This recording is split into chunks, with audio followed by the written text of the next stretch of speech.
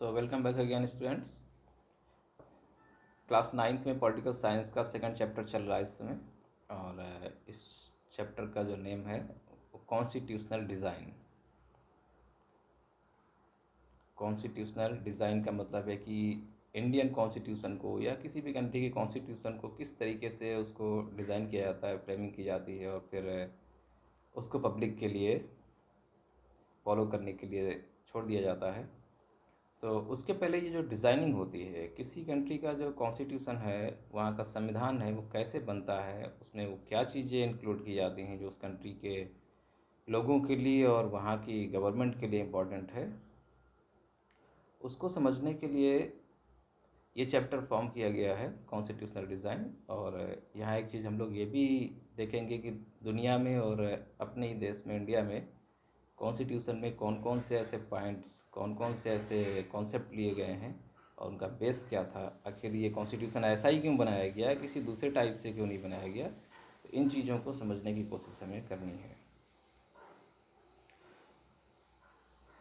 तो इसको स्टार्ट करने के लिए अभी उस दिन तो मैंने काफ़ी कुछ आपको एक वीडियो में डिस्कस कर दिया था इंट्रोडक्शन के फॉर्म में, लेकिन उससे आगे बढ़ने की कोशिश करेंगे। क्योंकि माइंड में ये चीज़ आती है कि आखिर कॉन्स्टिट्यूशनल डिज़ाइन के इस चैप्टर को पढ़ने की, समझने की क्या ज़रूरत पड़ गई। ठीक। और ये क्यों बताया जा रहा है, क्योंकि आपको पता है कि जो इंडियन कॉन्स्टिट्यूशन है ये बहुत ब्रॉड है और वाइडर है। वर्ल्ड में रिटन कॉन्स्टिट्यूशंस में इंडिया का जो कॉन्स्टिट्यूशन है वो सबसे लार्ज है, बिगर है। इसमें कोई दो राय नहीं, ये सबसे बृहद संविधान है पूरी दुनिया में रिटन फॉर्म में। अब इसको समझना और उसके बाद उसको फॉलो करना, फॉलो करवाना, ये सब कितना मुश्किल काम होगा। अगर कॉन्स्टिट्यूशन के कुछ पॉइंट्स को भी किसी आम नागरिक से डिस्कस करें, बात करें, तो उसमें से 50-60% चांसेस होते हैं कि, और उससे ज़्यादा कभी कभी, कि उस पर्सन को या उस आम आदमी को उसके बारे में बहुत जानकारी नहीं होती है। और कभी कभी तो ऐसे भी होता है कि कुछ मामलों में वो बिल्कुल अनभिज्ञ होता है, नॉलेजलेस होता है, उसे पता ही नहीं होता कि ये चीज़ भी हमें दी गई है, हमारे कॉन्स्टिट्यूशन में है। आप ज़्यादा बात नहीं करिए कि अभी इस पर मैं विचार कर रहा था कि अगर पूरे कंट्री में एक सर्वे कराया जाए और पूछा जाए कि ऑल ओवर इंडिया में कितने लोग हैं जिनको फंडामेंटल राइट्स पता है, how many fundamental rights are there in Indian constitution, भारतीय संविधान के द्वारा नागरिकों को कितने मौलिक अधिकार दिए गए हैं। उसके बाद अगर कहीं जो मौलिक अधिकार दिए गए हैं उनके नाम पूछ लिए जाएं, तो ये बहुत ही विकट स्थिति होगी, बुरे हालात होंगे। और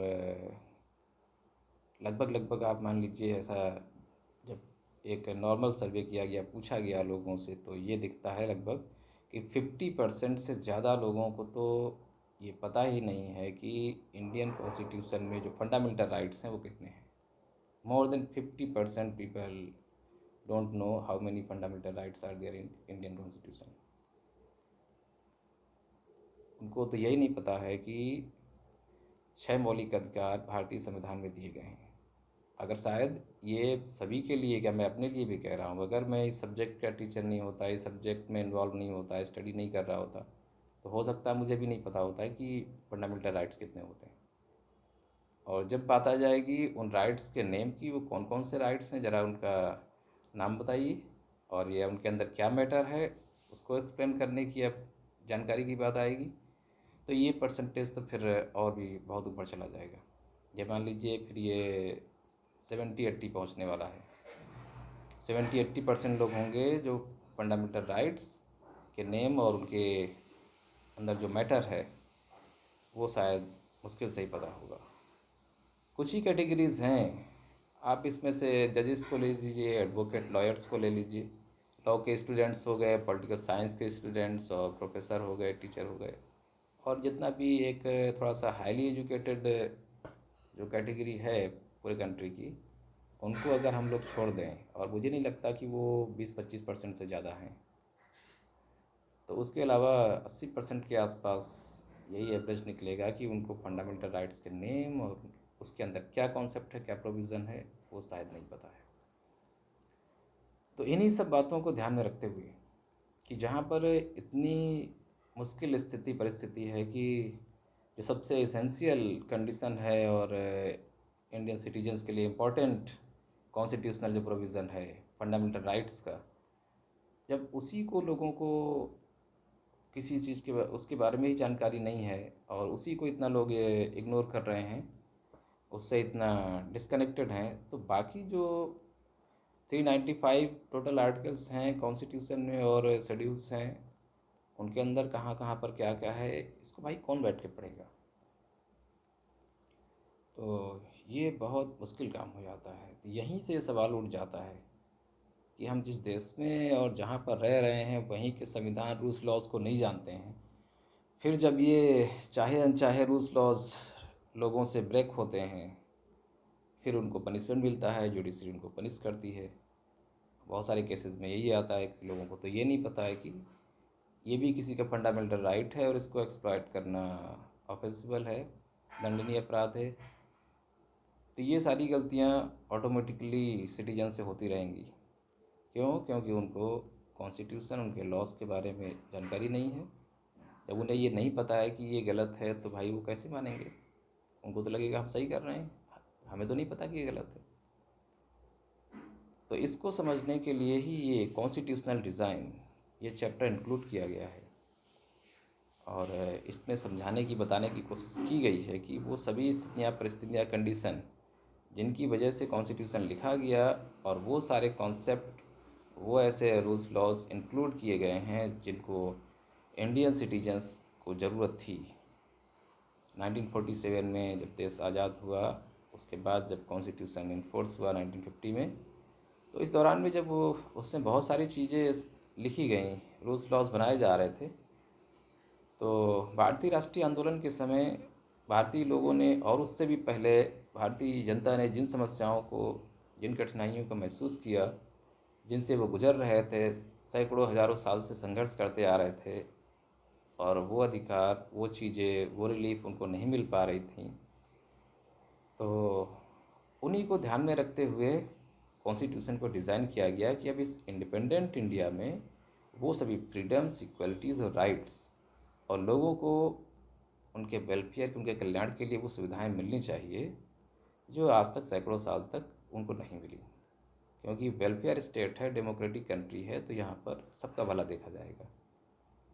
तो उन सब चीज़ों को ध्यान में रखते हुए कॉन्स्टिट्यूशन को डिज़ाइन करना पड़ता है। और ये केवल इंडिया की बात नहीं है, वर्ल्ड के किसी भी कंट्री में संविधान को लिखने और नियम कानून को बनाने के समय सबसे बड़ी चीज़ जो है वो यही देखी जाती है कि आखिर वहाँ की जनता क्या अपेक्षा रखती है, वो किन किन चीज़ों की डिमांड कर रही है, क्या उनकी नीड्स हैं, रिक्वायरमेंट्स हैं, कौन सी ऐसी मूलभूत फंडामेंटल ऐसी चीज़ें हैं जिनके बिना उनका जीवन कष्ट में हो जाएगा और वो अपने आप को बहुत दबा कुचला या हीन महसूस करेंगे। तो उन सभी स्थितियों से इंसान को उबार करके उन्हें एक फ्री लाइफ, एक नेचुरल फ्रीडम प्रोवाइड करना, ये कॉन्स्टिट्यूशन का काम है। और वो उस देश के लीडर्स और वहाँ की सिटीजन डिसाइड करती है कि आखिर हमें अपने देश के संविधान में अपने लिए क्या क्या प्रोविज़न बनाने हैं। इसी को बेस बना करके किसी भी कंट्री का कॉन्स्टिट्यूशन लिखा जाता है कि वो अपने देश के नागरिकों को ज़्यादा से ज़्यादा इक्वलिटी, फ्रीडम और वो सारे राइट, वो अपॉर्चुनिटीज़ दे सकें जिनकी वो लंबे समय से डिमांड करते चले आ रहे हैं या जिनको लेकर के उनके बीच में डिस्प्यूट हो रहे हैं, झगड़े हो रहे हैं, और वो आने वाले दौर में झगड़े समाप्त हो जाएं। ऐसे रूल्स लॉज बनाने होते हैं।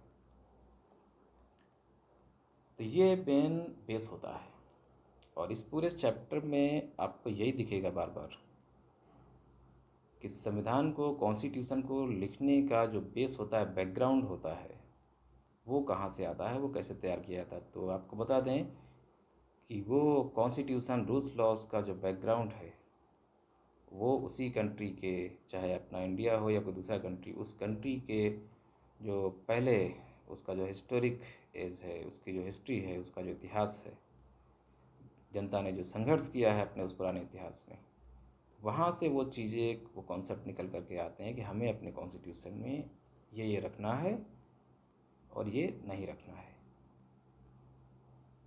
तो ये पूरा बैकग्राउंड है। ये ठीक वैसे ही होता है कि किसी क्लास के बच्चों को क्या पढ़ाना है। मान लीजिए क्लास फर्स्ट सेकंड और थर्ड के बच्चे हैं, उनको आपने बहुत बड़े सब्जेक्ट का बोझ पकड़ा दिया वहाँ पर।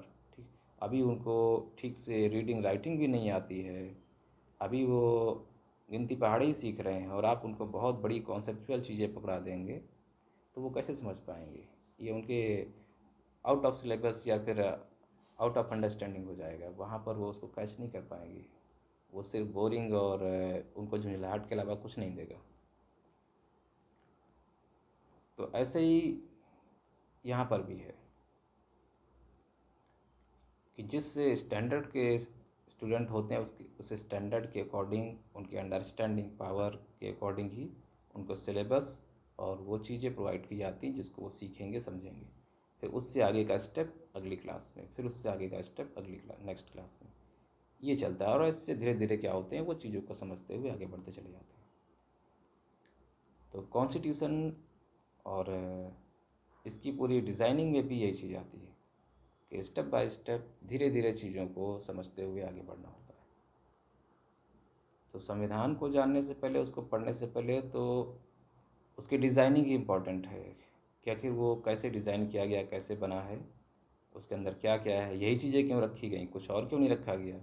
आपके माइंड में, हमारे माइंड में भी आता है कि अभी हमारे देश का कानून या संविधान सही नहीं भाई काम कर रहा, अभी इसमें ये होना चाहिए, ये होना चाहिए था, अभी इसको चेंज होना चाहिए।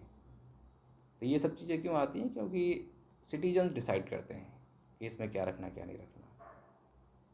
और इसीलिए अमेंडमेंट का प्रोविज़न है, संविधान को संशोधित करने का जो कॉन्सेप्ट है, सिस्टम है, वो भी है इंडिया में आने वाले दौर में। और अभी आपने रिसेंटली 1-2 साल में पीछे देखा कि कई ऐसे आर्टिकल और कई ऐसे लॉज, वो चाहे आईपीसीज़ के हों, सीआरपीसीज़ के हों या फिर इंडियन कॉन्स्टिट्यूशन के हों, वो चेंज किए गए। क्योंकि अब लगता है कि यहाँ के सिटीजन्स को उनकी ज़रूरत नहीं है, उसकी जगह पर कुछ दूसरा होना चाहिए। तो इस चैप्टर को जब आप समझेंगे, शुरू करेंगे, पढ़ेंगे, तो वो सभी कॉन्सेप्ट दिखेंगे जो ये बताएंगे कि इंडियन कॉन्स्टिट्यूशन की डिज़ाइनिंग में, उसके बैकग्राउंड में वो क्या चीज़ें हैं जिनके आधार पर ये लिखा गया, समझाया गया और बताया गया है, जिससे कि जब फ्यूचर में हम कभी कॉन्स्टिट्यूशन को समझने पढ़ने की कोशिश करें तो ये क्वेश्चन माइंड में नहीं आएगा कि आखिर ये क्यों रखा गया, क्योंकि उससे उसका आंसर हमें पहले ही पता है कि हमें ये मालूम है कि हमारे पुराने टाइम पीरियड में जो इंडियन सिटीजन्स ने स्ट्रगल किया है, उस समय इस रूल्स लॉ की नीड थी और इसलिए आज वो उसमें रखा गया है। अगर रिजर्वेशन का कॉन्सेप्ट है तो क्यों है? क्योंकि 1947 से पहले जो इंडिया था, चाहे वो ब्रिटिश इंडिया रहा हो या उसके और भी पहले का, ये सभी टाइम पीरियड में, कालों में देखा गया है कि कुछ न कुछ ऐसे डिप्रेस्ड क्लासेस होती हैं, कुछ न कुछ ऐसे वर्ग होते हैं समाज में, चाहे वो धर्म के आधार पर हों, जाति के आधार पर हों या फिर जेंडर, लिंग के आधार पर हों, या किसी डिसेबिलिटी के अकॉर्डिंग हो, वीकर सेक्शन हो, इकोनॉमिकली वीकर हो सकता है, सोशली वीकर हो सकता है। उनको अक्सर देखा गया है कि उन्हें उच्च वर्गों के द्वारा, अपर क्लासेस के द्वारा प्रताड़ित किया गया है, उनको ऑप्रेस किया गया, उनके साथ डिस्क्रिमिनेशन हुआ, भेदभाव हुआ। तो उससे बचाने के लिए कि फ्यूचर में, अब जबकि ये एक डेमोक्रेटिक कंट्री बनेगा, तो अब आगे ऐसा ना हो, उनको भी इक्वलिटी का राइट मिले, नहीं तो फिर डेमोक्रेसी का, वोटिंग का और इस सिस्टम का पूरा मतलब ही क्या रह जाएगा जब इक्वलिटी नहीं आ पाएगी। तो इक्वलिटी को इस्टेब्लिश करने के लिए और ऐसे लोग जिनको कभी अपॉर्चुनिटी नहीं मिली है उनको भी अपॉर्चुनिटी मिले, इसके लिए रिजर्वेशन के कॉन्सेप्ट बनाए गए हैं। अब आप पंचायत इलेक्शन में देख लीजिए, अगर पंचायत इलेक्शन में रिजर्वेशन का कॉन्सेप्ट नहीं होता तो अभी भी आसानी से महिलाएं ग्राम पंचायत के इलेक्शन में पार्टिसिपेट नहीं कर सकती थी, क्योंकि अभी भी जो ग्रामीण समाज है वो थोड़ा सा कंजर्वेटिव है, रूढ़िवादी है, और वहाँ पुरुष प्रधान समाज अभी भी हावी है। और पुरुष नहीं चाहते कि उनके सामने महिलाएं चुनाव मैदान में आएँ या उनके रहते हुए उनकी घर की महिलाएं चुनाव लड़ें। तो ऐसे में आसानी से महिलाओं को अपॉर्चुनिटी मिलने वाली नहीं थी। एक तो जो पुरुष प्रधान समाज है वो खुद नहीं उनको आगे आने देगा, उनको प्रमोट करेगा। दूसरे, इतने सैकड़ों हज़ारों सालों से महिलाएं अपने आप में ही अंदर अंदर इतना ज़्यादा ऑप्रेस्ड हो गई हैं और डिप्रेस्ड हैं कि वो खुद भी अपने आप को लीड नहीं करेंगी। लेकिन इस रिजर्वेशन के कॉन्सेप्ट ने, महिला आरक्षण ने पंचायती राज सिस्टम में क्या किया है, पूरी तरीके से सिस्टम को बदल के रख दिया है। जब सीट रिजर्व रहती है, महिलाएं ही चुनाव लड़ सकती हैं केवल, तो फिर उनके लिए मैदान साफ हो जाता है। फिर वो किसी भी घर की महिला हो, वो पुरुष खुद ही प्रमोट करते हैं। वही पुरुष जो महिलाओं को चुनाव लड़ने से सामान्य स्थिति में मना करते हैं, रोकते हैं, जब महिला ही सीट आती है तो वो कहते हैं कि अब तो फिर तुम्हें ही लड़ना है, हमारे लिए तो कोई ऑप्शन ही नहीं बचता। तो वो खुद प्रमोट करते हैं। तो ये कॉन्सेप्ट होता है रिजर्वेशन का कि जिसको चांस नहीं मिल रहा है उसको प्रमोट किया जाए, उसको चांस दिया जाए, और वैसे दिया जा सकता है। तो ऐसी बहुत सारी चीज़ें जो हमारे माइंड में आती हैं रूल्स लॉज को, कॉन्स्टिट्यूशन को लेकर के, कभी कभी कि ऐसा नहीं होना चाहिए, संविधान में ऐसा गलत लिखा हुआ है। बहुत सारे सवाल हैं। बच्चे अक्सर पूछते हैं राष्ट्रपति और प्रधानमंत्री में कौन बड़ा होता है, प्रेसिडेंट और प्राइम मिनिस्टर में कौन ज़्यादा पावरफुल है। जब इस सवाल को पूछते हैं तो सबके दिमाग चकराने लगते हैं, आखिर क्या कहा जाए, कैसे कहा जाए। तो लेकिन कॉन्स्टिट्यूशन में, संविधान के जब आप उसके बेसिक आइडिया में जाएंगे, उसके अंदर का स्ट्रक्चर पढ़ेंगे, तो ये क्लियर हो जाएगा, इसका आंसर मिलेगा। इसका आंसर क्या होगा, आप इस आंसर को लेकर के मेरे साथ नेक्स्ट वीडियो में शेयर करेंगे।